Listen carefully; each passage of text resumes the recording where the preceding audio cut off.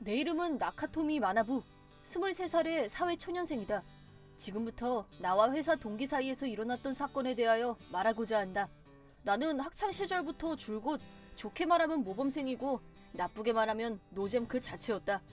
그래도 성적은 우수한 편이었고 자격증도 여러 개 취득해 놓았기 때문에 비교적 무난하게 대기업에 입사를 하게 되었다. 입사 후 연수를 거쳐 기획부로 발령을 받았다. 입사 동기 중 한 명이 나와 같은 기획부로 발령을 받았다.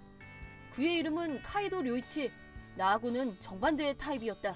겉모습도 어딘가 가벼운 느낌이었고 말할 때 보면 직선적일 만큼 솔직했다. 하지만 뭐래도 밉지가 않은 귀여운 구석이 있었다. 그래서인지 부서 내에서도 선배나 상사에게 호감도가 높은 편이었다. 그가 어떤 사람이건 누구에게 예쁨을 받건 내가 상관할 일은 아니지만 문제는 나와 너무 안 맞는다는 것이었다. 야! 김우라 선배하고 술 한잔 하기로 했는데 너도 올래? 난 다음에 할게. 아직 일이 좀 남았어. 아직도 난 못했어? 넌 너무 굼뜬 게 문제야.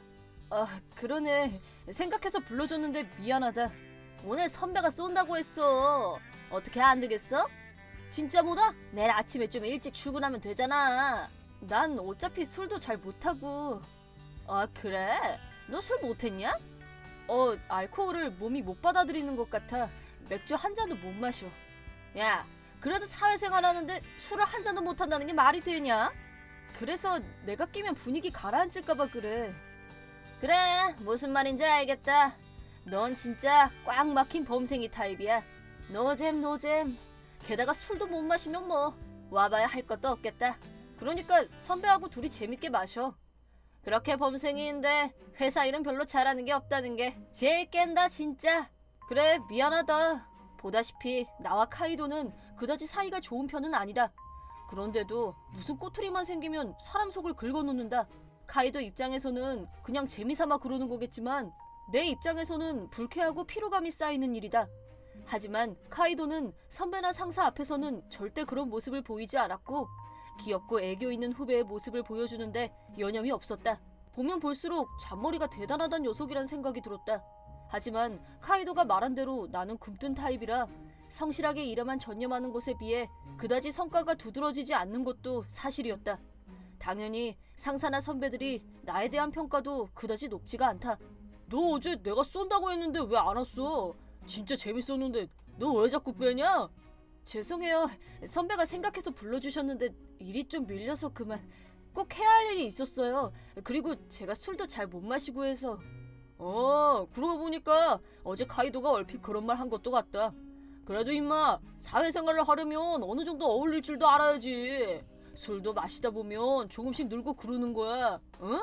남자들끼리는 그러면서 친해지고 회사에서 쌓인 게 있어도 한잔하면서 풀고 다 그런 거거든. 아, 네. 너 그런 태도도 문제라니까. 선배가 바쁜 시간 쪽에서 어렵게 충고를 하는데 꼭 그렇게 잘 모르겠는데요 이런 얼굴을 해야겠냐? 죄송해요. 그럴 의도는 없었는데. 카이도를 좀 봐. 동기끼리도 서로 배울 거 있으면 배워야지. 네가 그렇게 분위기 파악을 못하니까 업무도 별 성과가 없는 거야. 김우라 선배뿐 아니라 다른 선배나 상사들도 대부분 같은 얘기를 했다. 그때마다 내가 평가 절하받는 기분이 들어 불편했지만 솔직히 카이도처럼 될 자신은 없었다. 부서 전체 분위기가 그렇다 보니 카이도는 업무 중에도 거리낌 없이 나를 비꼬기 시작했다. 선배들도 그런 우리 둘을 보고 재밌다는 듯이 깔깔거리고 웃을 뿐 아무도 주의를 주는 사람은 없었다. 그러던 어느 날이었다. 야, 수고가 많네. 내가 양손에 짐을 들고 나르고 있을 때 카이도가 갑자기 뒤에서 나를 밀었다. 그것도 평지가 아닌 계단 꼭대기에서. 야, 너 괜찮아? 괜찮아. 손목을 좀 삐끗했는데 크게 다친 건 아니야. 그래도 내일 병원에 가보려고. 그래. 근데 너 화 많이 난 것 같다. 화 안 났어. 화가 안 나긴. 아까 보니까 표정이 그게 아니던데. 넘어지고 나서 말 한마디 안 하고 일어서더니 그대로 사무실로 가버렸잖아. 그거야. 계단 위에서 사람을 미는데 아찔했으니까 순간적으로 화가 날 수는 있는 거 아니야? 뭘 또 그렇게 과장이야. 너 별로 다치지도 않았잖아. 계단 꼭대기에서 사람을 민 건 잘못한 거잖아. 다행히 굴러떨어지지 않아서 손목 삐끗한 거 정도로 끝났지만 만약에 거기서 굴렀으면 어쩔 뻔했어? 그래, 내가 잘못했다. 난 진짜 살짝 손만 댔는데 네가 그렇게 나자빠질 줄은 꿈에도 몰랐다. 너 사과할 마음 있는 건 맞아? 선배들도 뒤에서 보고 웃었잖아. 그냥 웃자고 한 장난이었어. 아무튼 2번 다시 그러지 마. 계단 위에서 카이도 때문에 굴러떨어질 뻔했던 나는 다행히 손으로 땅을 짚으면서 최악의 상황을 면했다. 그때 충격으로 손목에 가벼운 부상을 입었지만 그래도 크게 다치지 않은 건 천만다행이었다. 하지만 카이도는 자기가 한 일에 대해서 전혀 반성하는 기색이 없었다. 반성하고 사과할 거란 기대는 애초에 없었지만 너무하단 생각이 들었다. 다음날 오전 반차를 내고 병원에 가서 진찰을 받았다. 병원에서 나와 회사로 들어가려고 하는데 내 교육 담당인 아사타니 사나의 선배로부터 라인이 왔다. 너 다쳤다면서 괜찮아? 무리하지 말고 쉬고 싶으면 휴가 내고 며칠 쉬어도 돼. 방금 병원 다녀왔어요. 큰 문제는 없다고 하니까 지금 회사로 가려고요. 죄송해요. 개인적인 일로 자리를 비워서. 네 잘못도 아니잖아. 뒤에서 미는 바람에 다쳤다는 얘기 들었어. 동기 녀석이 장난이 좀 심한 편인데 제가 만만한가 봐요. 글쎄, 그건 엄연한 상해라고 생각되는데 치료비 청구해야 되는 거 아닐까? 큰 부상도 아니고 괜히 일 키우고 싶지 않아요. 걱정해 주셔서 감사합니다. 네가 그렇다면 할 수 없지만 근데 손목을 다친 거면 컴퓨터 작업도 하기 어렵지 않나? 서포터용 쿠션을 깔면 큰 무리는 없다고 했어요. 출근하면서 사갖고 가려고요. 사지 말고 내가 쓰던 거 있는데 그거라도 상관없으면 빌려줄게. 아사타니 선배는 나보다 3살 위이고 미인에다 업무 능력도 뛰어난 사람이다. 그렇지만 얼음공주 타입이라 가까이 다가가기엔 약간 무서운 분위기가 있는 것도 사실이다. 그래도 이렇게까지 나한테 신경을 써주는 사람은 회사 내에서 아사타니 선배뿐이었다. 그냥 말로만 끝내는 게 아니라 실제 업무에서 데이터 입력이라던가 컴퓨터 업무의 도움을 많이 받았다. 이번에 가까이서 얘기할 기회가 생기면서 새롭게 알게 된 거지만 아사타니 선배는 겉으론 가시돋친 것처럼 보였지만 속은 따뜻하고 배려심 많은 사람이었다. 그저 표정 관리가 잘 안 되는지 항상 인상을 쓰고 있어서 화가 난 것처럼 보일 뿐이란 걸 알았다. 손목 부상을 계기로 아사타니 선배와 가까워진 것은 생각지도 못한 행운이었다. 전화위복이라더니 뜻밖의 일로 선배와 아주 많이 친해졌다. 점심도 같이 먹었고 퇴근 후에 저녁을 같이 먹으러 가기도 했다. 둘이서 있을 때는 웃는 얼굴을 보이기도 했는데 워낙 미인이라 보고 있으면 나도 모르게 빨려 들어가곤 했다. 그러던 어느 날이었다. 카이도가 이상한 내용의 라인을 보내왔다. 너 요즘 아사타니 선배랑 자주 다니더라.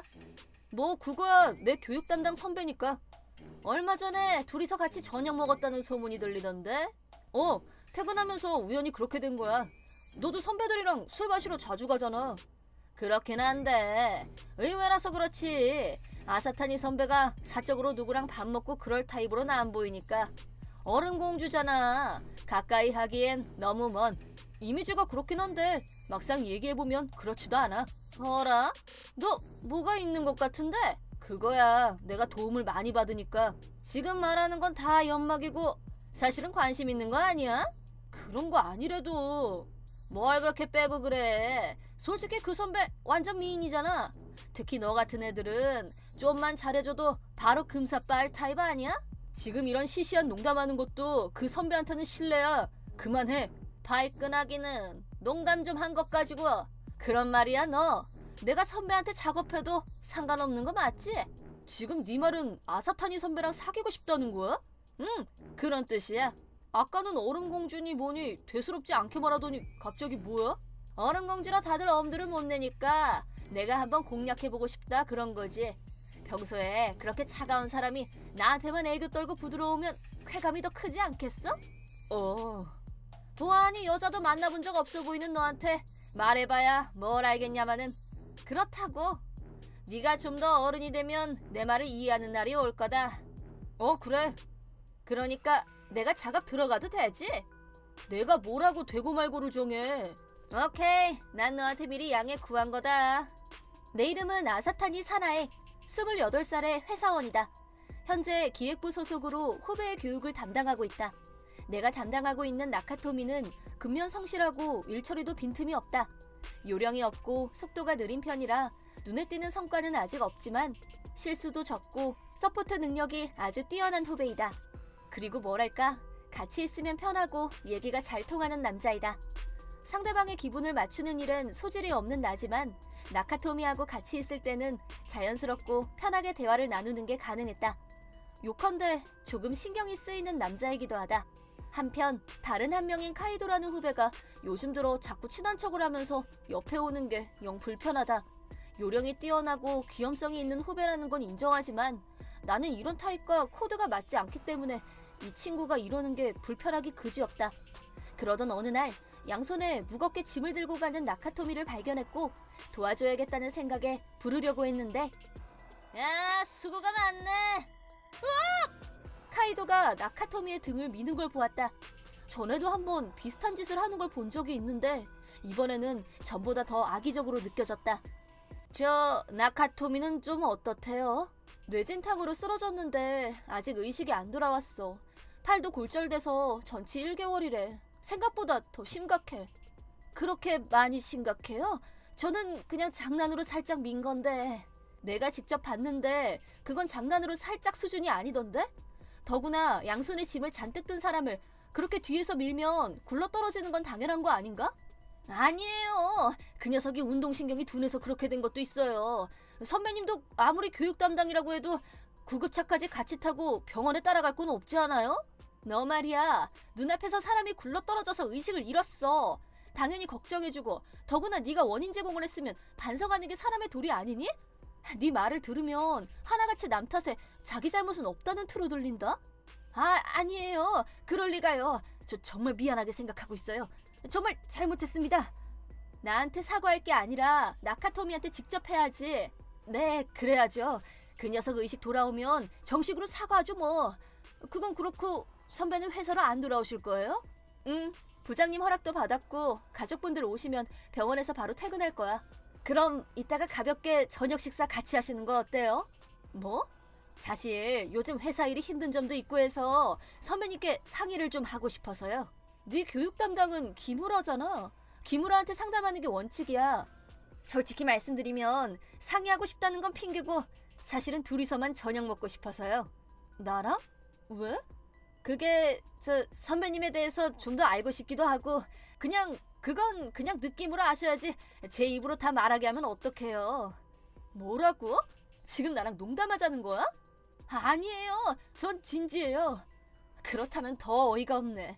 지금 너 때문에 의식을 잃은 사람이 내 눈앞에 누워있는데 나한테 작업을 건다고? 앞으로는 나한테 업무 외에 다른 이야기는 사절이야.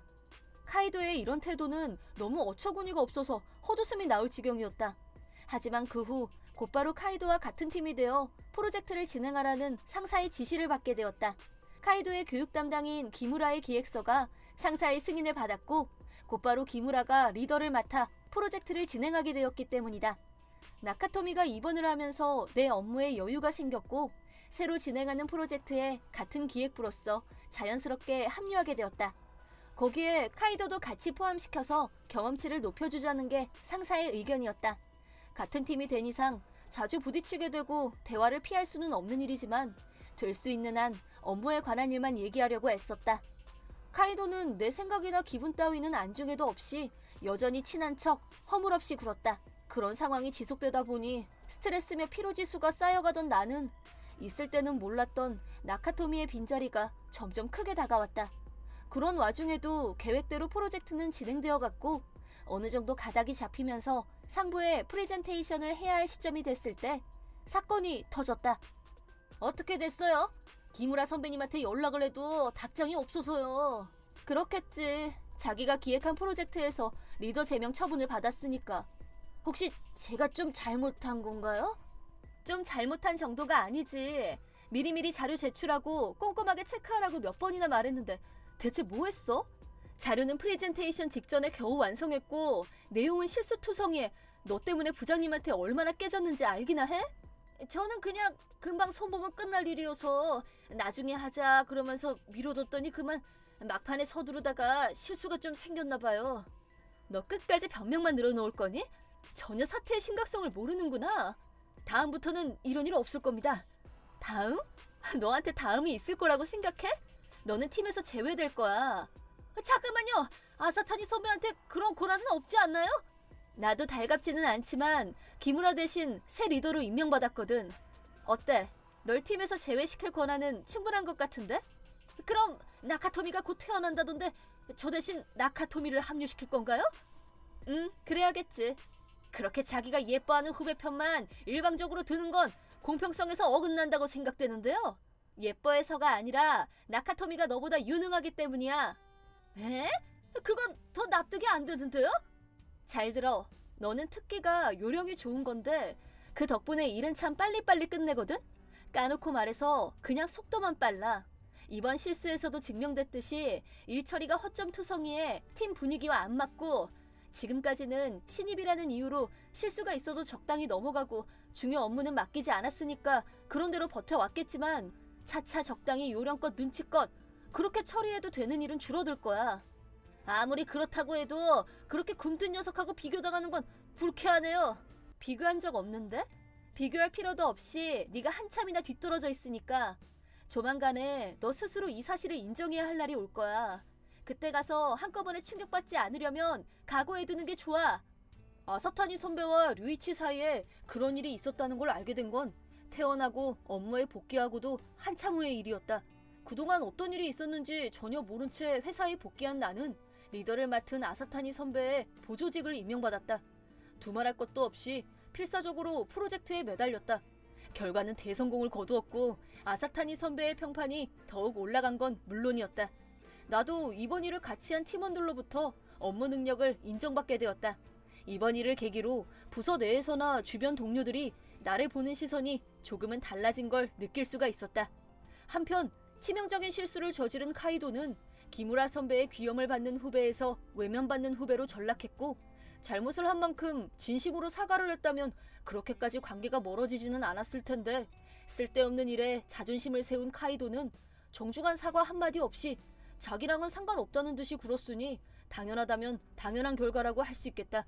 마침내 그런 크고 작은 일이 쌓이면서 카이도는 사랑받던 사람에서 골칫거리 문제아 취급을 받기 시작했다. 업무 내용이 점점 복잡하고 어려워지면서 카이도의 문제점이던 업무상의 실수가 잦은 것이 더욱 부각되었기 때문이다. 그러다 카이도와 가까이 지내려는 사람이 점차 없어지면서 회사에는 그가 있을 자리도 점점 없어졌다. 끝내는 스스로 회사에서 자취를 감추고 떠나버렸다.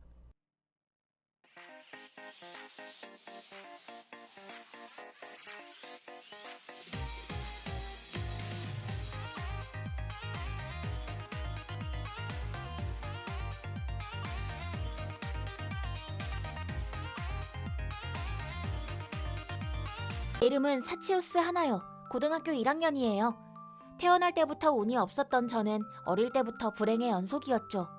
소풍 가면 비가 오고 길을 걷다 바나나 껍질에 넘어지고 엉덩방아를 찧은 곳엔 고양이 꼬리가 있어서 괜찮아?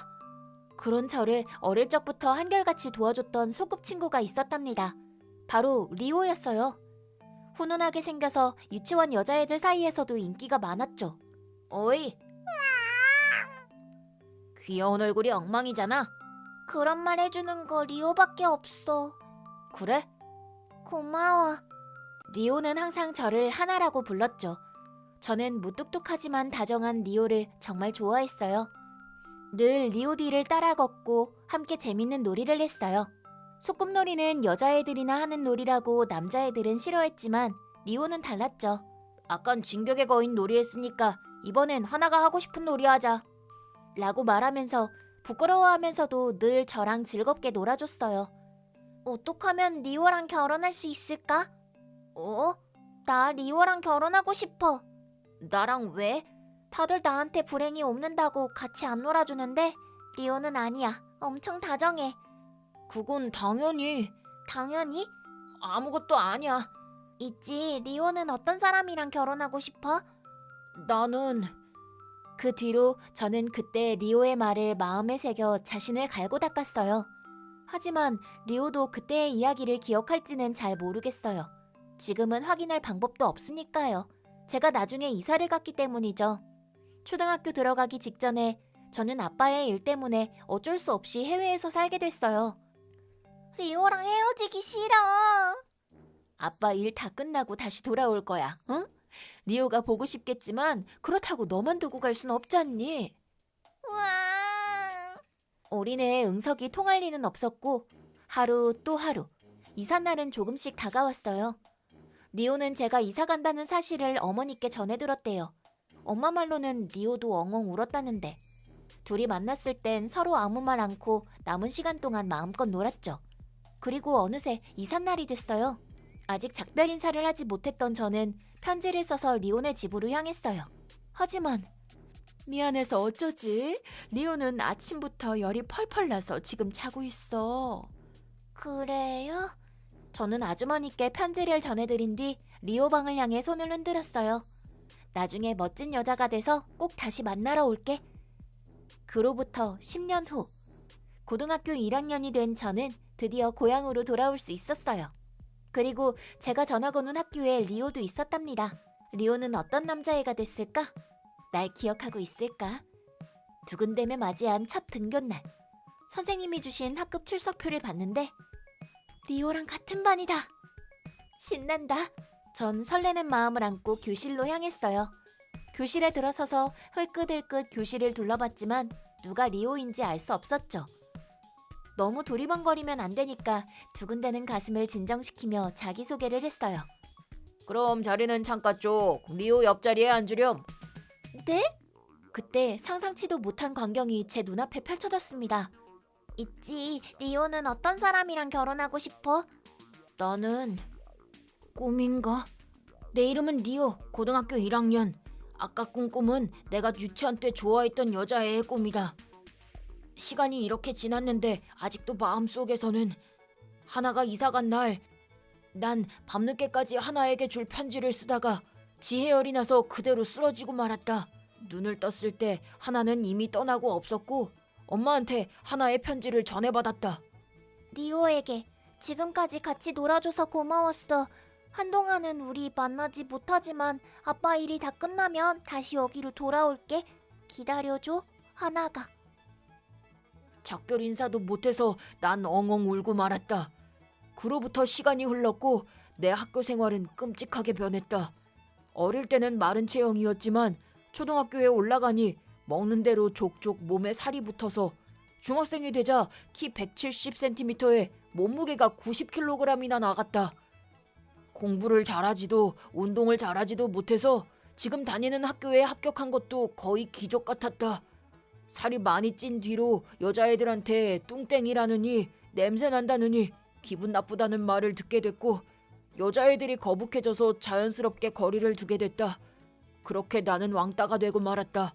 만약 하나가 지금의 날 보면 경멸할지도 모른다. 그런 생각을 했지만 이제 두 번 다시 만날 일은 없을 테니 안타까우면서도 한편으로는 안심이 됐다. 그래서 그런 꿈을 꾼지도 모른다. 그러던 어느 날 우리 반에 전학생이 왔다. 설마 했다. 안녕하세요. 사치우스 하나요예요. 중학교까지 미국에 있었어요. 다들 사이좋게 지내요? 나는 입이 떡 벌어졌다. 내 눈앞에는 어린 날의 기억 속 하나가 서 있었다. 어렸을 때보다 훨씬 예뻐지고 더욱 매력적인 모습으로 돌아온 내 첫사랑이었다. 하나는 두리번거리며 교실을 둘러봤다. 설마 날 찾고 있나? 못 알아볼 거야. 이렇게 변했으니까. 제발 알아보지 말아줘. 소용없다는 걸 알면서도 신한테 간절히 기도했지만 그럼 자리는 창가 쪽 리오 옆자리에 앉으렴. 네? 잠깐만, 말도 안 돼. 날 바라보는 하나의 시선이 따갑다. 나는 내 자리로 다가오는 하나를 마주할 수 없었다. 계속 아래만 쳐다보고 있었다. 리오 맞아? 말을 거는 순간 뚱뚱한 몸으로 이렇게 빠를 수 있나 싶은 속도로 난 교실을 박차고 나갔다. 뒤에서 날 부르는 하나의 목소리가 들려왔지만 이렇게 한심에 빠진 모습 보여줄 순 없다고. 그 뒤로도 하나는 몇 번이나 말을 걸었지만 난 단 한 번도 대화를 나눌 수 없었다. 리오! 변해버린 리오의 모습에 놀라긴 했지만 리오가 노골적으로 저를 피하는 게 더 충격이었어요. 있지 않아요. 내가 학교 안내해줄게. 고마워. 근데 괜찮아. 내가 볼 일이 좀 있어서. 설마 리오 찾아? 소꿉친구거든. 그 뚱땡이 찐따랑? 찐따라니? 못생기고 어두침침한 놈들 말이야. 리오는 그런 사람 아니야. 아니 그런 놈 맞으니까 너도 걔랑은 친하게 안 지내는 게 좋을걸. 그것보다 나랑 같이 놀러 가자. 선배가 너한테 관심 있댔거든. 싫거든? 대체 어떻게 된 거야, 리오? 저는 반 친구한테 리오의 연락처를 알려달라고 해서 직접 연락해봤어요. 리오? 나 하나요야. 친구한테 네 연락처 물어봤어. 보고 있지? 오랜만이다. 오랜만이야. 근데 왜 학교에서 날 피하는 거야? 나랑 친하게 지내서 좋을 거 없어. 왜 그래? 나 같은 뚱땡이 다들 싫어해. 도대체 누가 그런 말을 해? 모두들 그래. 뭐더라고? 모든 사람들이 그런다고. 난 그런 말 한 적 없어. 그래도 실망했지? 오랜만에 만난 소꿉친구가 이 모양이라. 아니 소꿉친구라고 생각한 적도 없었나? 저도 모르게 핸드폰을 한 손에 들고 집을 뛰쳐나갔습니다. 내 메시지를 읽었지만 하나한테 답장은 오지 않았다. 분명 이제 내가 싫어졌겠지 라고 생각했는데 리오! 창문 밖에서 하나의 목소리가. 커튼을 여니 내 방을 보고 있는 하나랑 눈이 마주쳤다. 옛날에 다정했던 리오는 어디 갔어? 나랑 결혼하겠다는 약속은 어쩌고? 나는 너 때문에 돌아온 거란 말이야. 숨을 가쁘게 쉬는 하나 눈에는 눈물이 맺혀 있었다. 나란 놈은 하나 미안해. 한심해서 미안해. 한심하다고 생각하면 바뀌어봐. 네가 그랬잖아. 있지, 리오는 어떤 사람이랑 결혼하고 싶어? 절세 미녀가 되면 한번 생각해볼게. 내가 그런 건방진 말을 했어?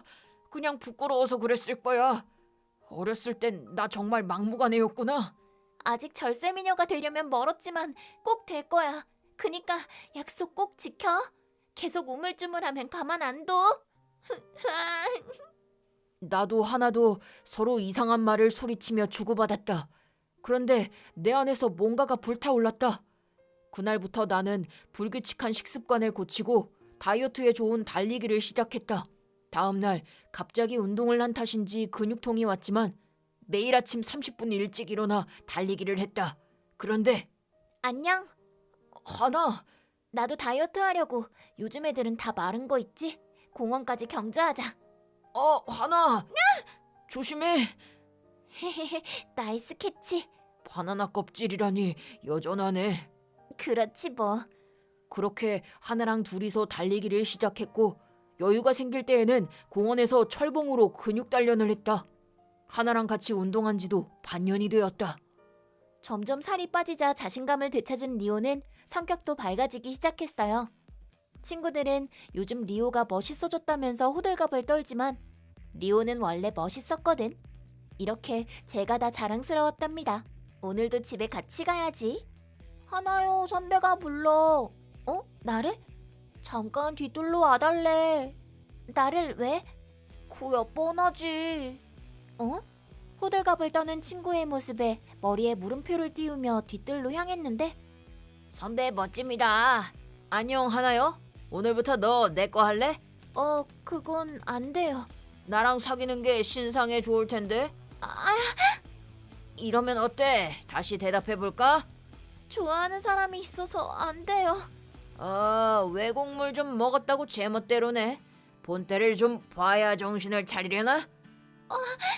주먹이 보여서 눈을 질끈 감은 순간 이 자식들 뭐 하는 거야? 뚱땡이? 하나같이 죄다 실실 웃으면서 난 이제 뚱땡이가 아니거든? 우와! 선배! 도망가자 하나! 그렇게 우리는 근처 공원까지 뛰었어요.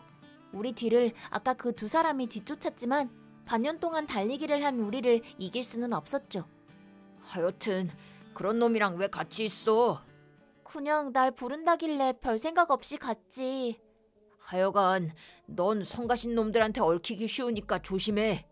응. 뭐 다음에 누가 부르면 남자친구 있다고 거절해. 갑자기 결혼을 할 수는 없으니까. 아, 뭐야? 나 눈치 없어서 말 안 하면 모르거든. 리오는 한동안 입을 떼지 못하고 우물쭈물하다가 이제 내 곁에서 말 2마리 이상 떨어지지 마. 알았지? 응. 그렇게 우리 둘은 사귀기 시작했고 학교에서도 공인 커플이 되었답니다.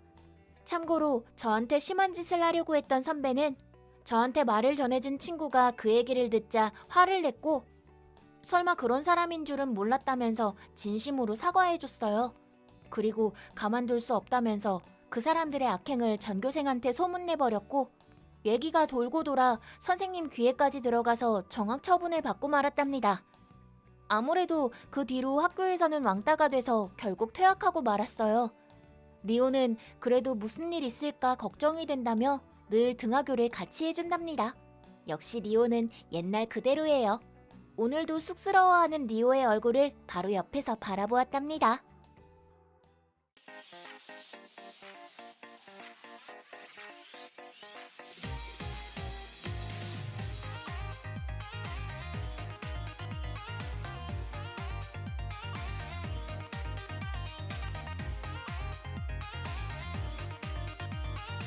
내 이름은 부스지마 사쿠라, 20살. 초중학교 땐 왕따를 당했다. 당시 별명은 부스피. 부스지마란 성에서 부스, 사쿠라의 핑크색을 합친 너무한 별명이다. 아버지는 안 계시고 어머니가 혼자서 키워주셔서 빈말이라도 유복했다곤 할 수 없다. 돈만 있으면 대학에라도 보내줄 텐데 미안하구나 사쿠라. 괜찮아요 엄마.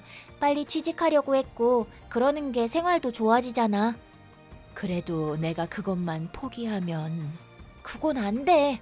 우리 가문에서 대대로 전해온 소중한 옷이잖아. 하지만 엄마한텐 전통보다 네 미래가...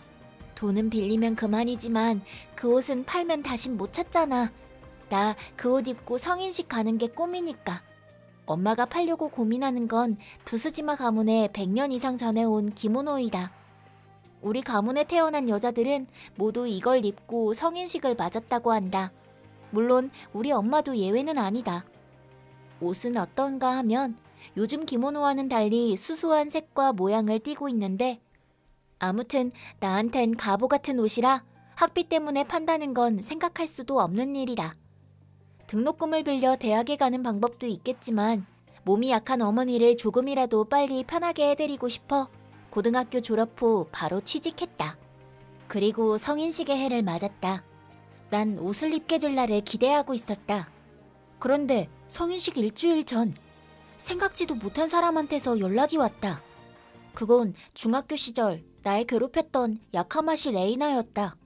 어째선지 날 눈엣 가시처럼 여겼고 뒤에서 근거 없는 소문을 퍼뜨리거나 내 물건을 숨기거나 편부모 가정이란 이유로 놀려댔다. 뭐 이래저래 괴롭힘은 당했지만 어린애 같다고 생각한 난 상대하지 않았고 쭉 무시하고 있던 터라 레이나 입장에선 재미가 없었을 거다. 그런 애가 왜 지금 와서... 혹시 내일 동창회 전에 사과라도 하려는 걸까? 안녕 부스피, 오랜만이네. 기대했던 내가 바보였네. 뭐? 기대? 혼잣말이야. 너 성인식 올 거야? 그럼. 와, 너네 집 가난한데 기모노 어디서 났대? 엄마 거 있으니까. 엄마 거냐? 그야 그렇겠지. 너 주제에 새 건 못 사겠지. 내가 입고 싶어서 입는 거니까 상관없잖아. 아주 어울릴 것 같아. 졸업하자마자 일하는 너한테는 특히. 성인식이니까 고졸이든 뭐든 상관없어. 너 부러워서 그러지? 사실은 대학 가서 캠퍼스 라이프 즐기고 싶었지? 동아리 들어가서 친구랑 카페 가거나 동아리서 선배랑 사귀고 고졸 연봉 따윈 가볍게 제치는 편한 인생. 난 부잣집에서 태어나서 다행이다. 끊어도 되지? 아니 안 돼. 끊기 전에 내 기모노 보고 가. 개쩔지? 귀엽지? 이거 신상이라고 100만 엔이나 하는데 엄마가 살면서 한 번 하는 거니까 맘에 드는 거 고르라고 해서 이거 골랐어. 네 건 얼마야? 몰라. 아 참, 넌 엄마 거 입는댔지? 팔려고 해도 푼돈밖에 못 받겠지. 내가 뭘 입든 네가 뭔 상관이야. 그러네. 근데 마사요시한텐 집적대지 마. 수고? 너 옛날부터 걔랑 자주 놀았잖아. 포목잔일 물려받는다더라. 신상 기모노 봐달라고 하게. 맘대로 해. 허접한 기모노 입고 망신당하기 싫으면 구석에 얌전히 있어. 부스피. 그딴 거 내 알빵가. 자랑질에 디스. 열받네 진짜. 그대로 레이나를 차단했다. 당일에 안 마주치게 해야지. 참고로 레이나가 아까 말한 마사요시는 동급생으로 잘못된 일을 엄청 싫어하는 정의감 넘치는 남자애다. 당시 왕따였던 날 신경 써준 유일한 존재이자 가끔 얘기도 하는 사이였다. 그런 성격 때문에 레이나 같은 노는 그룹에선 모노사시군이라며 무시했지만 가업인 포목점을 잇게 되었다고 듣고는 취집을 노리는 레이나의 목표가 된 거겠지. 나는 예전에 고마웠다고 하고 싶어서 레이나 모르게 살짝 얘기하고 가려고 생각 중이었다. 성인식 당일 친구한테 헤어 메이크업을 부탁했다. 확실히 내 기모노는 색도 모양도 수수하지만 무척 부드러워서 100년 된 옷이란 생각은 안 들었다. 참 곱구나. 고마워. 꿈이 이뤄졌어. 이래저래 참 고생하게 했지만 안 팔아서 다행이네. 나도 그렇게 생각해. 그럼 다녀올게. 회장에는 화려한 기모노를 입은 사람들이 모여 있어서 난 뭔가 붕 뜬 느낌이었지만 크게 신경 쓰이진 않았다. 꽤 사람이 많네. 스고오는 어디 있으려나? 와, 웬 누더기가 있나 했더니 부스피잖아. 내 기모노 어때? 엄청 예쁘지? 그러네. 그에 비해서 네 건 뭐야? 그런 거 입고 창피하지도 않아? 화가 안 났다고 하면 거짓말이겠지만 화내면 얘 생각대로 된다. 난 레이나를 무시하고 스고오를 찾기로 했다. 그런데 바로 어라, 부수지마? 설마 이 타이밍에. 나 수고호야, 기억나? 역시 만난 건 기쁘지만 타이밍이 너무 안 좋다. 마사요시. 와, 목소리 바뀐 것 봐. 혹시 야카마시? 너무해. 나 마사요시 보는 거 기대했다고. 핑. 피행? 그건 또 어디 사투리야? 슬퍼서 눈물 난다는 뜻이야. 아, 그렇구나. 미안해. 옛날이랑 바뀌어서 바로 못 알아봤어. 갑자기 예뻐졌다니. 옛날부터 너무 솔직하다니까. 그런 말 한마디도 안 했어. 제 귓구멍이 어떻게 된 거야? 저기 마사요시는 포목점 일 있는다면서? 어떻게 알았어? 마사요시에 관한 건 다 알고 있어. 포목점의 후계자로서 이 기모노 어때? 올해 새로 만든 기모노인데 100만 엔이나 해. 아, 그렇구나. 신상 같고 근사하네? 그치? 어디 사는 누가 입은 초라한 거랑은 다르지? 어디 사는 누구라니? 혹시 부수지마 말이야? 그런 뜻은 아니었는데 그런 말 하는 걸 보니 너도 그렇게 생각했구나? 야, 들었어? 역시 프로가 봐도 차이가 크다니까? 인내심의 한계였다. 돈이 있다고 해서 남의 집 전통을 무시하고 짓밟을 권리가 생기나? 입고 싶은 걸 입는 게 뭐가 문제야? 이 기모노는 나한테 소중한 건데. 무슨 뜻인지 모르겠는데 부수지마 기모노가 초라하다고? 진심으로 하는 말이야? 그 자리를 뜨려고 하는 순간 스고호가 매서운 눈으로 레이나를 쳐다봤다. 그게 그렇잖아. 이런 촌스런 기모노. 부수지마가 입은 기모노 확실히 너 거랑 비교하면 수수한 색일지도 모르지만 그렇다고 해서 초라하다든지 볼품없는 옷인 건 아니야. 마사요시, 그게 무슨 말이야? 본인이 좋아서 입은 옷인데 귀천은 없단 얘기야. 나는 부수지마가 그 옷에 애착을 갖고 입고 있는 게 보이는데? 그걸로 충분하지 않아? 레이나는 무안해서 빨개진 얼굴로 스고호한테 뭐라 하려고 했다. 하지만 행사 시작하는 방송이 나와. 그럼 이따 봐. 여러 감정이 북받쳐 고맙다는 말을 할 수 없었다. 나중에 꼭 말해야지. 방금 일도, 중학교 때 일도. 행사가 끝나고 스고우를 찾았다. 그런데 누가 뒤에서 뭔가를 뿌렸다. 돌아보자 무시무시한 표정으로 레이나가 커피캔을 내 쪽으로 들고 서 있었다. 우와, 이거 커피야? 커피가 묻은 기모노는 어깨부터 소매까지 갈색으로 변해버렸다. 이럴 수가, 소중한 기모노가. 옛날부터 진짜 거슬리네. 촌스럽고 못생긴 게. 마사요시한테 집적대지 말라고 했잖아. 기모노가 어떡하지? 어떡하지? 그런 누대긴 이렇게 해줄 거야. 패닉 상태였는데 레이나가 내 기모노에 손을 뻗어서 하지마, 저리 가. 시끄러워 부스피. 더 이상 옷이 상하지 않도록 소매를 당겼지만 레이나 손이 닿는 게 좀 더 빨랐다. 전의적이라 멋지네. 한층 더 어울리게 됐는데? 너무 충격적이라 나도 모르게 눈물이. 그걸 보고 레이나는 통쾌하단 표정을 지었다. 주변에는 사람이 몰려들어 웅성대기 시작했다. 그 순간 부수지마, 괜찮아? 기모노가, 소중한 내 기모노가. 야카마시, 대체 뭘... 모처럼 사이좋게 대해주려고 했는데 너가 저런 애 감싸주니까 이렇게 된 거야. 촌스런 애들끼리 잘해보든가. 이런 짓 해놓고 그냥 끝날 것 같아? 편상이라면 해줄게. 저런 누더기가 얼마나 할진 모르겠지만.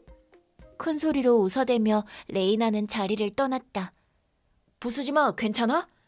난 괜찮아. 근데 기모노가... 맡겨줘. 방법이 있을지도 몰라. 정말? 그 말을 듣고 그대로 스고우의 포목점으로 가서 기모노를 봐달라고 했다. 이건 누가 이딴 짓을... 비싼 건 아니지만 소중한 옷이에요. 고쳐주실 수 있나요? 그럼요. 솜씨 좋은 장인이랑 얘기해서 가능한 한 고쳐볼게요. 무슨 이딴 짓을 하는 사람이 있나? 그럼 다음은 야카마시네. 변상 말이야? 그거라면 괜찮아. 기모노만 고쳐지면. 부수지마, 내 신조 기억해? 잘못된 일을 못 참는? 이대로 냅두면 앞으로도 쭉 널 깔볼 거야. 난 그런 일은 절대 못 참거든. 그러니 제대로 물어내라고 하자.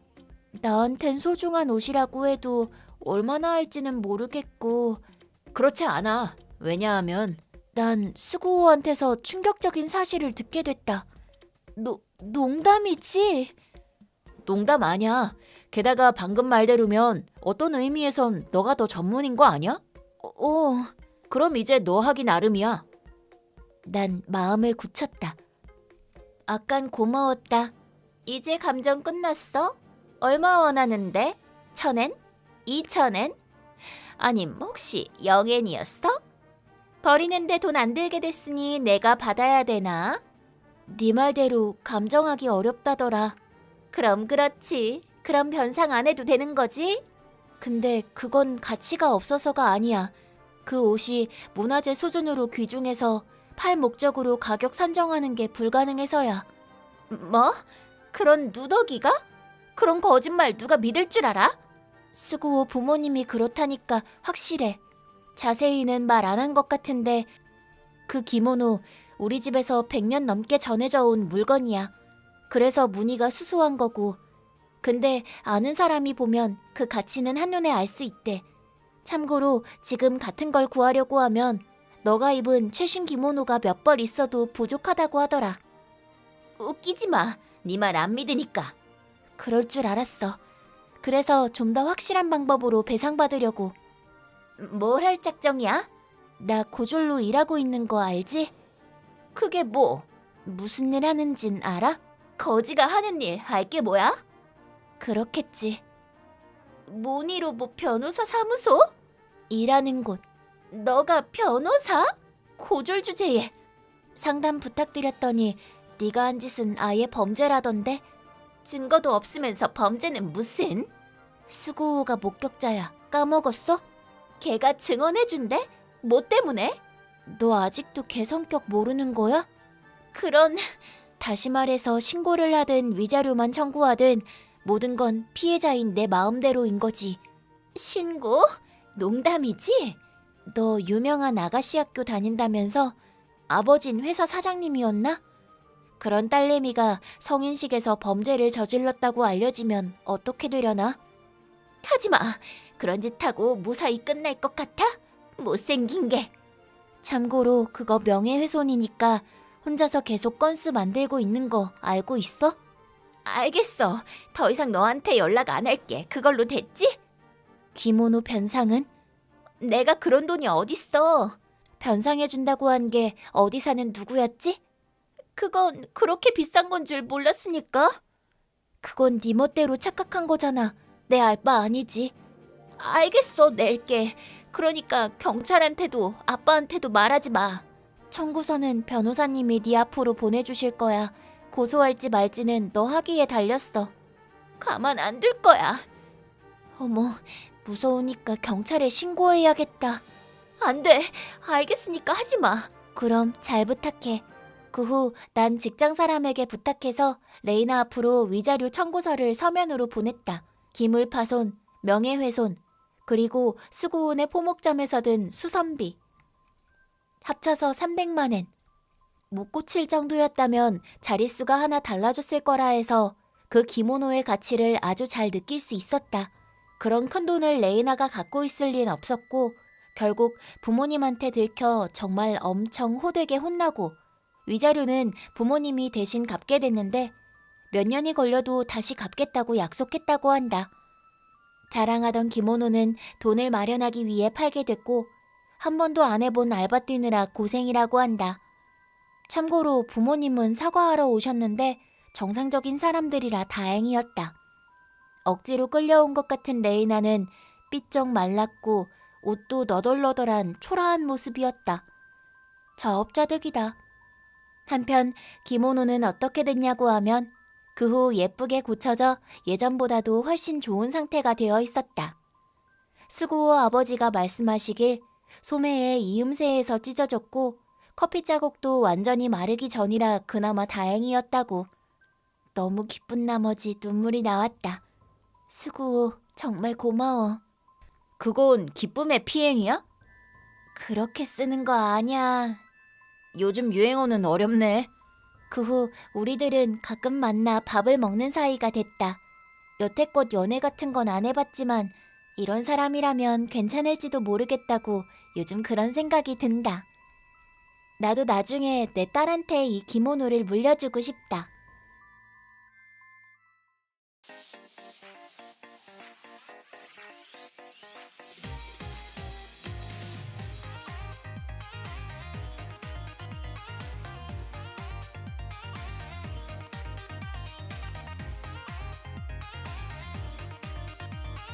내 이름은 무라카미 유다이.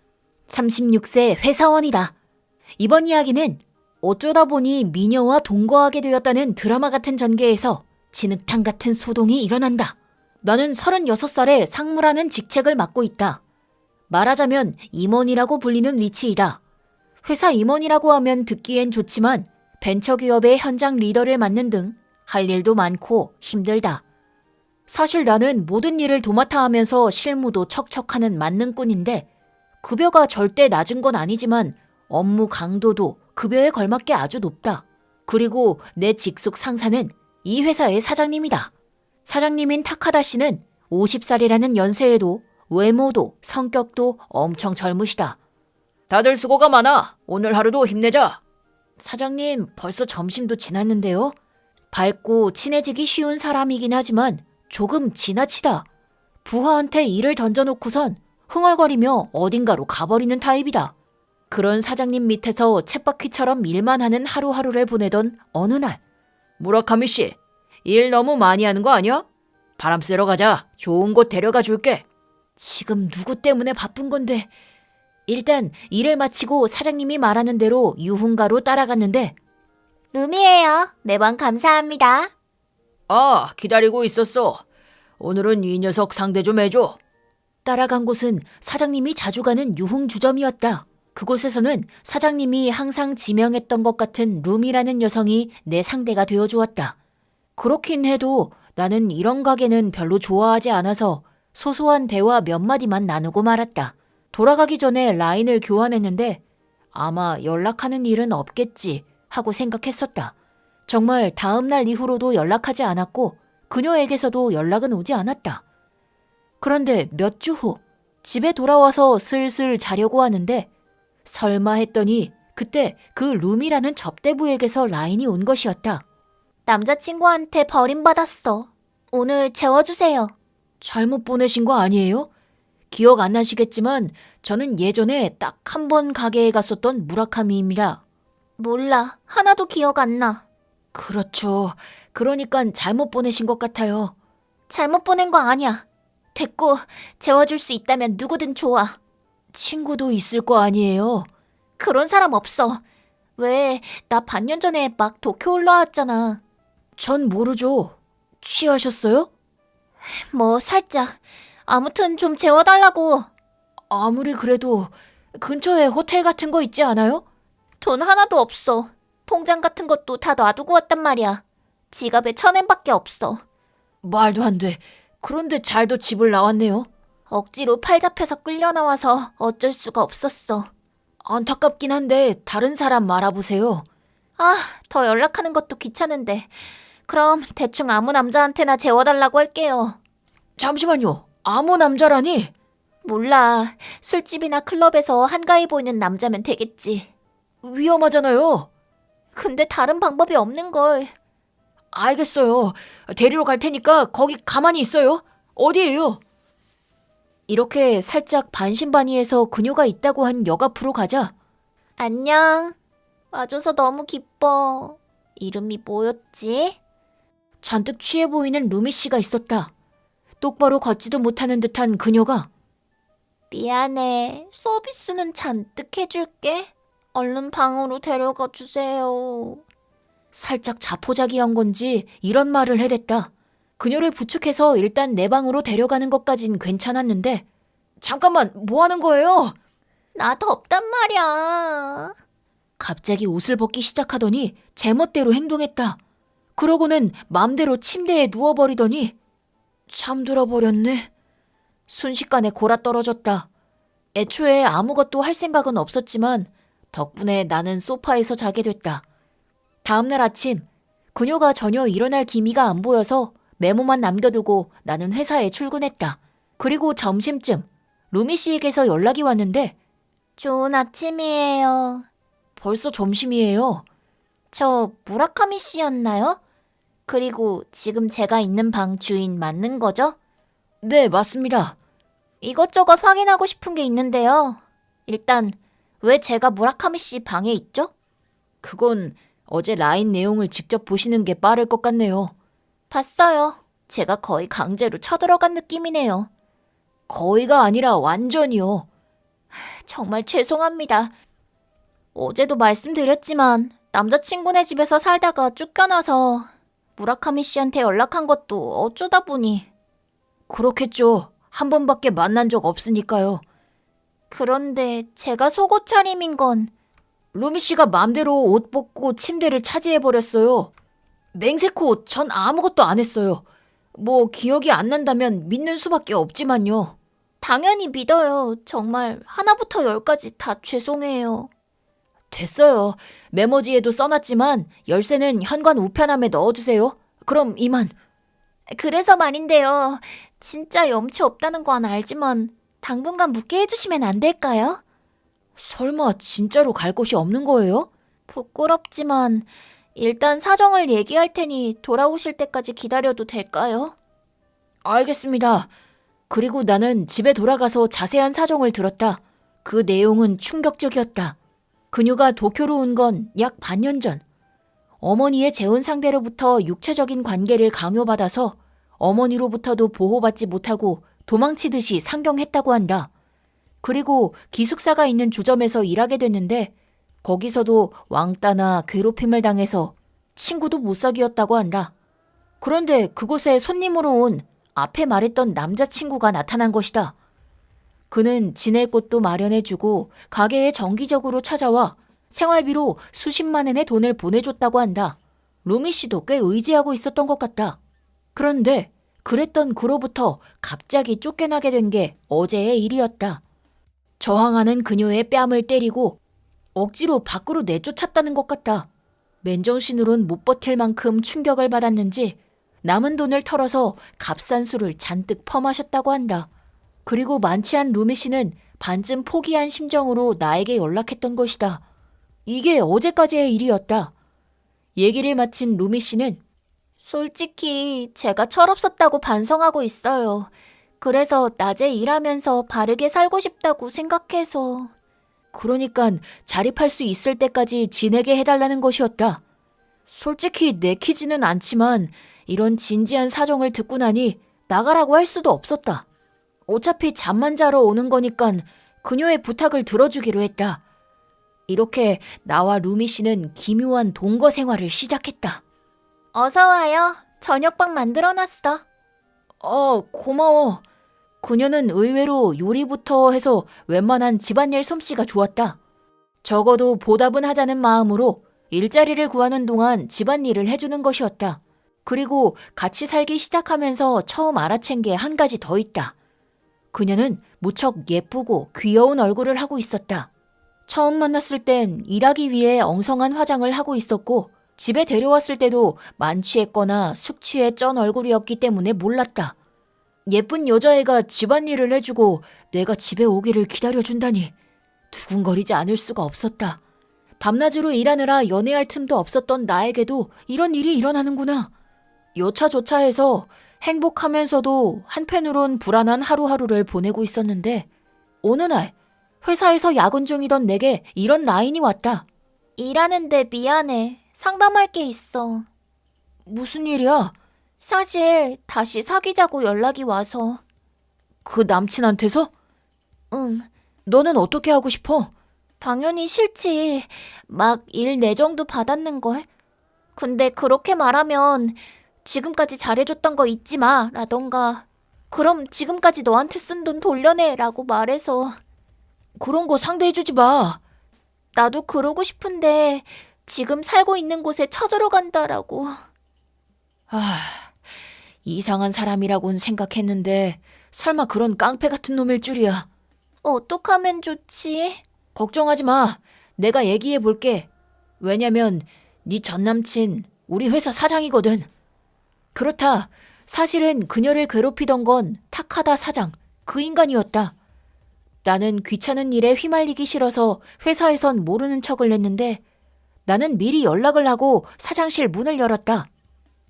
얘기할 게 있어요. 뭐야, 무슨 일이야? 그리고 그녀가 우리 집에 있다는 얘기와 함께 모든 사정을 얘기했다. 그녀는 당신이랑 다시는 사귀고 싶지 않은 것 같아요. 그러니까 내버려 두세요. 무라카미 씨랑은 상관없잖아. 그는 능청스럽게 받아치며 물러서려 하지 않았다. 그리고 무라카미 씨, 루미가 아까운 건 잘 알겠어. 확실히 몸이 좋긴 하지. 내가 이것저것 길들여 놔서 테크닉도 좋고 말이야. 근데 너무 깊게 끼어들려다 무라카미 씨도 위험해진다. 기분 나쁜 미소를 지으며 이렇게 말했다. 하지만 여기서 나는 손에 들고 있던 통화 중인 스마트폰을 그에게 보여줬다. 당신이랑 하고 싶은 얘기가 있는 것 같아서 스피커폰으로 할게요. 얘기해주세요. 에? 나와 사장의 대화를 전화로 듣고 있던 사람은 바로 얘기는 전부 다 들었어요. 유카코 씨. 유카코 씨는 타카다 씨의 부인이다. 방금은 가볍게 농담한 거야. 깜짝 놀래켜 주려고 속인 거지. 하하하, 속았지? 타카다 사장은 허둥지둥 둘러댔다. 물론 이런 변명이 통할 리 없었다. 지금 왔으니까 직접 얘기해요. 전화기 너머로 이런 말이 들림과 동시에 사장실 문이 열렸다. 유카코! 거기엔 무시무시한 얼굴을 한 부인이 계셨다. 그녀의 얼굴을 보고 빠져나갈 방법은 없다고 깨달은 타카다 사장은 정말 미안해. 두 번 다시 안 그럴게. 약속할게. 맹세할게. 타카다 사장은 바닥에 납작하게 엎드려선 무릎을 꿇고 싹싹 빌었다. 왜 이렇게까지 싹싹 비는가 했더니 그의 입장에선 단순히 이혼으로 끝날 일이 아니었던 것이다. 왜냐면 이 회사는 부인인 유카코 씨의 본가에서 경영하는 회사의 자회사였기 때문이다. 즉, 결혼 생활이 끝장나면 당연히 사장 자리에서도 쫓겨나게 되는 것이다. 그렇게 사장은 몇 번이고 무릎을 꿇고 애원했지만 유카코 씨는 들은 채도 하지 않고 그대로 이혼을 진행했다. 당연히 사장은 해고됐고 위자료도 청구받았다. 뿐만 아니라 결혼 전 계약에 따라서 재산 분할도 받지 못했다고 한다. 이렇게 직장도 지위도 전부 잃고 남은 건 변호사한테 요구받은 위자료 지불 뿐이었다. 그는 비참한 결과를 맞이했다. 그리고 나와 루미는 그녀가 일자리를 찾고 난 후도 계속해서 같이 살고 있다. 단 동거인이 아니라 애인 사이로.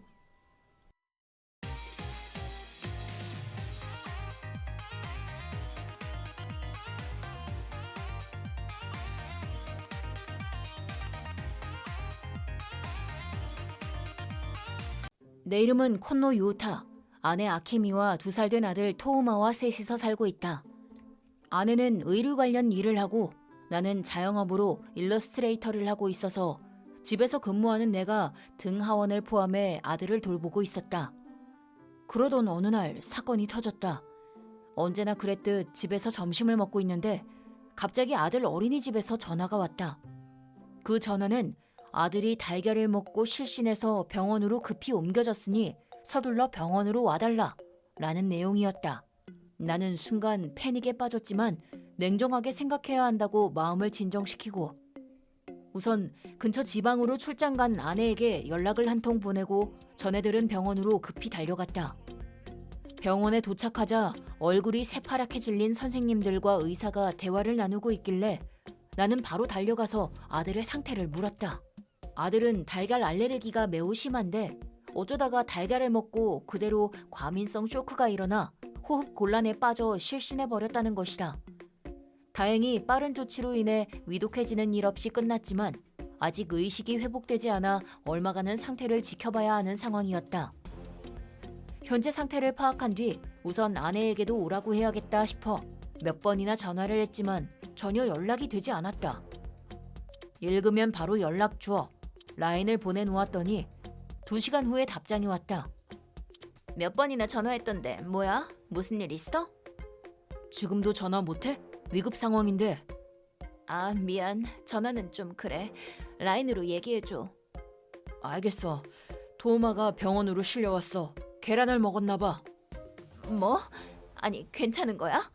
지금은 아직 혼수 상태인데 의사 말에 따르면 의식은 곧 돌아올 거라고 하는데 쇼크 증상이 꽤 심하게 나왔대. 어떻게? 언제 어디서 계란을 먹은 거야? 어린이집 급식 시간에 그랬대. 물론 토우마 밥에는 계란을 하나도 안 넣긴 했는데 바닥에 떨어진 삶은 계란 조각을 토우마가 주워 먹었나 봐. 무슨 말이야? 어린이집에는 그렇게나 조심해달라고 당부했는데 왜 바닥에 계란이 떨어져 있던 거야? 선생님들도 눈치 못 채셨나 봐. 아까 원장 선생님이 찾아오셔서 무릎 꿇고 사과하시긴 했어. 그걸 어떻게 그냥 넘어가? 혹시 후유증이라도 남으면 어떻게 해줄 건데? 그치. 아케미, 일단 일 잠깐 두고 돌아와 줄래? 에? 어? 아, 근데 의사 선생님은 괜찮다고 하셨다며. 에? 뭐 괜찮다고는 말씀하셨지. 그럼 아마 괜찮겠지. 토우마가 얼마나 튼튼한데. 아니 아직 의식도 안 돌아왔다니까. 당신이 있잖아. 나 지금 조금 바빠. 바로 옆 지방이랬지? 그럼 회사에 말하고 잠깐 오는 것 정도는 되잖아. 아 말하는 걸 깜빡했는데 출장지가 바뀌어서 지금 홋카이도에 와 있어. 에? 그니까 지금 당장은 못 가. 어린이집 선생님들도 당신한테 설명하고 사과드리고 싶다고 말씀하시던데? 그건 돌아가서 들을게. 미안한데 지금은 일단 당신이 얘기 좀 해줄래? 알겠어. 내일 최대한 일찍 정리하고 바로 돌아와야 돼. 미안해. 부탁 좀 할게. 예상과는 다른 아내의 답장에 놀랐지만 업무다 보니 어쩔 수 없겠구나 하고 그 당시에는 납득을 했다. 몇 시간 후 아들의 의식은 무사히 돌아와 미소를 보여주었다. 그 후 구석구석 검사를 받았지만 이상은 없었다. 혹시 몰라 하루 입원하게 됐는데 정신이 돌아온 아들은 거의 처음 경험해보는 입원으로 텐션이 올라 침대 위에서 뛰면서 놀려고 하길래 진정시키느라 혼났다. 하지만 그 모습을 보고 나는 가슴을 쓸어내릴 수 있었다. 그렇게 얼마간 아들을 돌보고 있는데 누군가 병실 문을 노크했다. 문을 열자 아들 담임인 모리타 선생님이 서 계셨다. 너무 죄송하다는 듯한 모습으로 서 계시길래 안으로 들어오시죠 라고 하고 병실로 들였다. 이번 일은 정말 죄송합니다. 제가 눈을 잠깐 뗀 사이에 토우마가 이런 사고를 당하고 말았네요. 아니에요. 사과는 충분히 받았으니 얼굴 드세요, 선생님. 토우마도 보시다시피 건강해요. 제 탓입니다. 제가 부주의해서 그만. 오늘 급식에 계란이 나온다는 걸 알고 있었는데도 정말 죄송합니다. 이미 지나간 일은 어쩔 수 없어요. 앞으로 조금만 더 대책을 강구해 주시면 감사할 것 같아요. 당연히 그렇게 해야죠. 알레르기 대책이 허술했던 어린이집 전체 책임이기도 하니까요. 직원들끼리 모여서 향후 방침을 확실히 정하겠습니다. 그럼 다행입니다. 저 어머님은 어디 계시나요? 직접 사과드리고 싶어서요. 아, 집사람은 지금 출장 가 있어서 내일 돌아올 거예요. 출장 가셨군요. 실례지만 어디로 가셨나요? 홋카이도요. 분명 오늘 아침에는 옆 지방으로 가겠다고 했는데 말이죠. 홋카이도요? 무슨 문제라도 있나요? 왜 그렇게 당황하세요? 아니요, 그게 홋카이도가 뭔가 걸리는 일이라도 있나요? 저희 원에 미야모토라고 하는 남자 직원이 있는데 그 선생님도 오늘이랑 내일 홋카이도에 있거든요. 미야모토 선생님이요? 여행이라도 가셨나요? 친구랑 여행 간다고 하긴 했는데 뭔가 이상해서요. 이상하다니요. 저는 미야모토랑 어릴 때부터 친해서 아는 친구들은 다 겹치거든요. 항상 친구랑 여행 갈 때는 누구랑 간다고 이름을 말해주곤 했는데 이번에는 그냥 친구라는 말밖에 없어서요.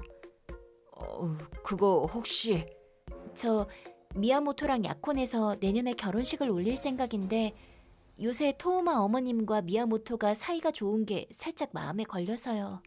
네? 그래도 토우마 등하원은 제가 시키고 있는데요. 집사람이 언제 미야모토 선생님을 만났다는 겁니까? 토우마가 돌아간 뒤에 몇 번 정도 어머님이 혼자 원으로 오신 적이 있어요. 상담할 것이 있다며 미야모토를 불러내시고. 그런 얘기는 지금 처음 들었어요. 그래서 이번 여행이 왠지 수상하다 싶어서요. 확실히 그건 조금 이상하긴 하네요. 제가 집사람 회사에 확인해 볼게요. 부탁드릴게요. 나는 그 자리에서 바로 아내 회사에 전화를 걸어 아내가 정말로 출장을 갔는지 확인했다. 그러자 전화를 받으신 분이 놀라면서 오늘이랑 내일은 연차 쓰셨어요 라고 알려주셨다. 그걸 모리타 선생님께 알려드리자 진짠가 봐요. 라며 실망한 듯한 태도를 보였다. 나는 아내가 불륜을 하고 있을 거라곤 생각도 못했기에 망치로 머리를 맞는 듯한 충격을 받았지만 슬픔보다는 분노가 더 앞섰다. 아내는 아들이 혼수 상태인데도 여행을 더 우선시했다. 그 사실은 누가 뭐라고 해도 바뀌지 않는다. 그 둘에게는 합당한 벌을 주고 싶은데 증거를 잡지 못하면 흐지부지 넘어갈 가능성도 있겠다 싶어 불륜 현장을 확보하기 위해 모리타 선생님과 함께 어떤 계획을 세웠다. 다음 날 아내에게 홋카이도에서 돌아왔다는 연락을 받은 뒤 지정해둔 시간에 아들 병실로 와달라고 말해놓았다. 미야모토는 모리타 선생님이 전 직원이 모여 사과드리도록 했으니 병실로 오라고 연락을 보내 아내와 같은 시간에 병실로 오도록 만들었다. 나와 모리타 선생님은 아들을 병실 밖으로 데리고 나와 들키지 않게 키즈 스페이스에 숨어서 기다리고 있었다. 병실에는 카메라와 영상통화를 연결한 핸드폰을 두고 병실 상황을 몰래 엿보기로 했다. 처음에는 아내가 들어왔고 그 후 곧바로 미야모토가 병실로 들어왔다. 어라, 유타.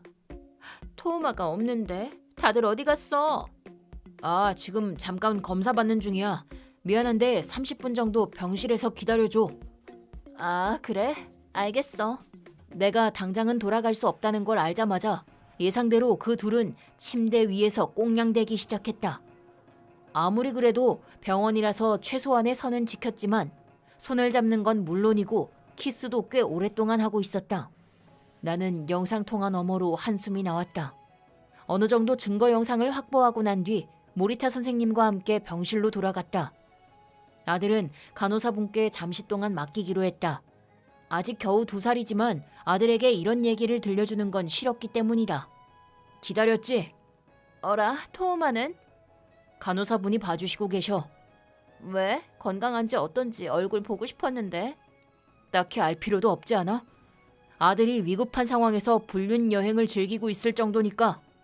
뭐? 무슨 말이야? 누가?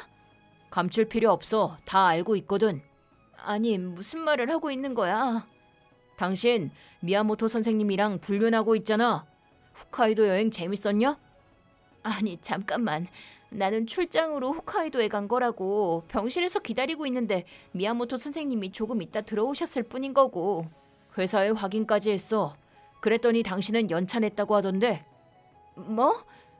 그건 사실 출장은 거짓말이고 친구랑 놀다 왔어. 친구라니 미야모토 선생님? 아니야. 고등학교 때 친구야. 미야모토 선생님도 오늘까지 홋카이도에 계셨죠? 어제도 안 보이시던데. 네? 맞긴 합니다만 아내분과 함께 있지는 않았습니다. 감출 필요 없어요. 이미 다 알고 있거든요. 그쵸, 모리타 선생님? 네, 이거 보세요. 모리타 선생님은 설치해둔 카메라를 집어들고 아까 전까지 녹화해둔 영상을 둘에게 보여주었다. 왜 여기 카메라가 있는데? 우리가 설치해뒀지. 니들 불륜 증거가 필요했으니까. 뭐야, 너무하네 진짜. 우리를 속인 거야? 허락도 없이 찍다니 최악이다 진짜. 뭐? 누가 최악인데? 아무도 없다고 애 병실에서 꽁냥대고 진짜 토 나올 것 같다 야. 그건 너 토우마가 혼수 상태라는 거 듣고 아무 생각도 안 들었냐? 걱정 안 되지? 걱정되긴 했지. 토우마보다 불륜 상대랑 놀러 다니는 게 더 중요했나 보네. 진짜 역겹다 역겨워. 아니, 그럴 생각은. 미야모토 선생님은 도대체 무슨 생각이십니까? 모리타 선생님이랑 약혼하셨다면서요? 그게... 에? 뭐야 그게? 금시초문인데? 나한테는 너밖에 없어라고 말했었잖아. 넌 그냥 닥치고 있어. 뭐 됐습니다. 여기서 말싸움 해봐야 병원에 피해만 가니까 자리 옮기시죠.